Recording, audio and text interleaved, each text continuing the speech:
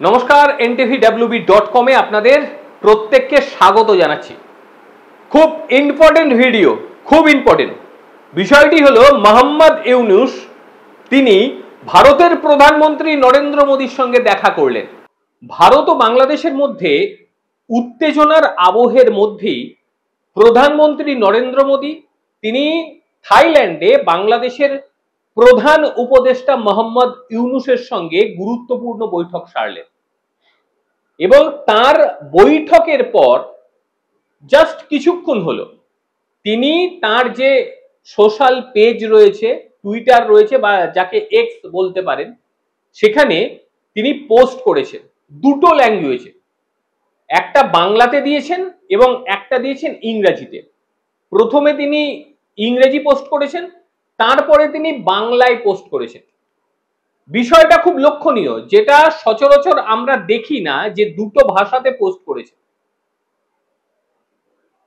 বাংলায় পোস্ট করার অর্থ যে বাংলাদেশিরা যাতে তার কথা বুঝতে পারে, সেই কারণেই তিনি বাংলায় পোস্ট করেছেন।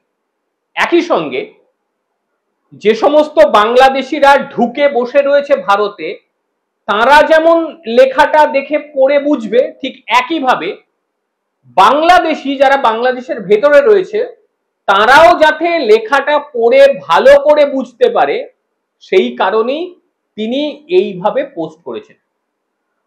শেখ হাসিনা সরকারের ক্ষমতাচ্যুত হওয়ার পর এটাই প্রথমবার দ্বিপাক্ষিক উচ্চ পর্যায়ের বৈঠক, এবং সূত্র মারফত যেটুকু জানতে পারা যাচ্ছিল যে বাংলাদেশের তরফ থেকে বারংবার বলা হচ্ছিল যে ভারতের সঙ্গে কথা বলতে চাই, ভারতের প্রধানমন্ত্রীর সঙ্গে কথা বলতে চাই। সেটা মোহাম্মদ ইউনূস নিজে বলেছেন, একাধিক সংবাদপত্রে বেরিয়েছে, তার ভিডিওতে আপনারা দেখেছেন যে আমি তো চাই ভারতের সঙ্গে কথা বলতে।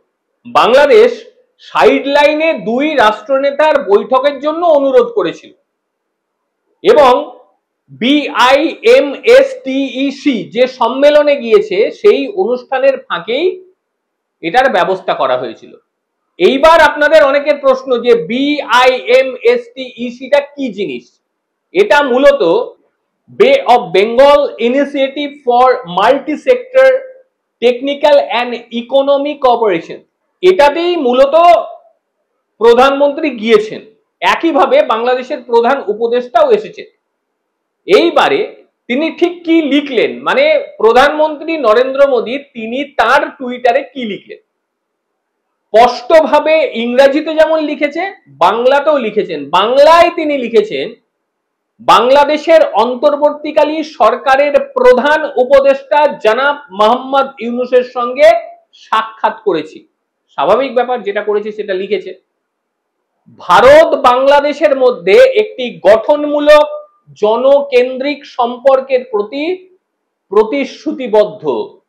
খুব ইম্পর্টেন্ট বিষয়, ভারত বাংলাদেশের সঙ্গে একটি গঠনমূলক ও জনকেন্দ্রিক সম্পর্কের প্রতি প্রতিশ্রুতিবদ্ধ।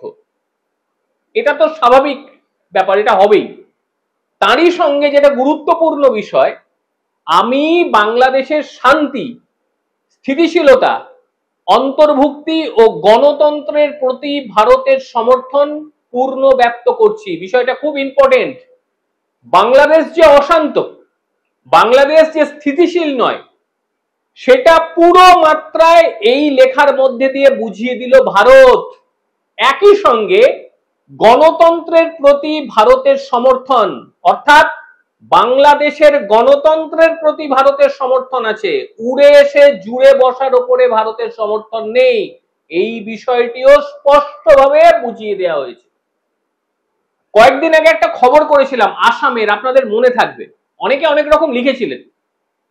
বিএসএফ এবার অন্যরকম ট্রিটমেন্ট দিচ্ছে যারা বেড়া টপকাচ্ছে, মানে অবৈধভাবে প্রবেশ করছে তাদেরকে। এটা সেদিন বলেছিলাম যে বিএসএফ কিন্তু অন্যরকম, কি বলবো, তাদের যে লক্ষ্য সেটা নিয়ে নিয়েছে। আজকে সেটা আরো বড় প্রমাণ হলো। সেটা হচ্ছে ভারতের প্রধানমন্ত্রী তিনি তার টুইটে লিখেছে, অবৈধভাবে সীমান্ত অতিক্রম করার রোধের ব্যবস্থা নিয়ে আলোচনা করেছি। মিলল তো? আজকে প্রধানমন্ত্রী নিজের টুইটেই লিখে দিলেন যে অবৈধভাবে সীমান্ত অতিক্রম রোধে ব্যবস্থা নিয়ে আলোচনা করেছি। অর্থাৎ বাংলাদেশকে বার্তা দিয়ে দেওয়া হয়েছে যে ভাই বেড়া টপকানো বন্ধ করো, তোমরা কি ব্যবস্থা নিচ্ছ বলো, আর আমরা কি ব্যবস্থা নিচ্ছি, কি ট্রিটমেন্ট নিচ্ছি সেটা তো তোমরা দেখে নিয়েছো।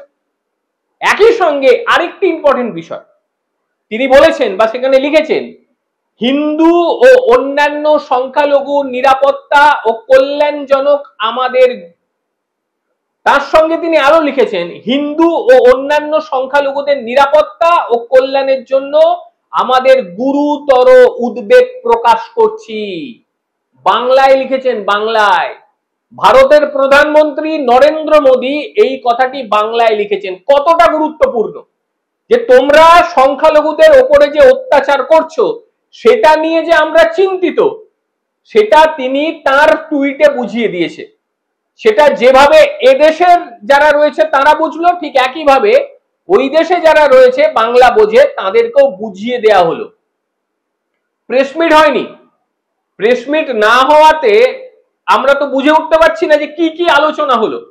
তবে তিনি যে টুইট করেছেন, যে টুইটে যে যে কথাগুলো লিখেছেন খুব গুরুত্বপূর্ণ কথাগুলো, খুব গুরুত্বপূর্ণ, এবং এই কথাগুলো দ্বারাই স্পষ্টভাবে বোঝা যাচ্ছে ভাই বেড়া টপকানো যাবে না, ওই দেশে যে সমস্ত সংখ্যালঘুদের উপর অত্যাচার করছো সেটাও এবারে বন্ধ করো, কারণ সেটা নিয়ে ভারতবর্ষ উদ্বেগ প্রকাশ করেছে।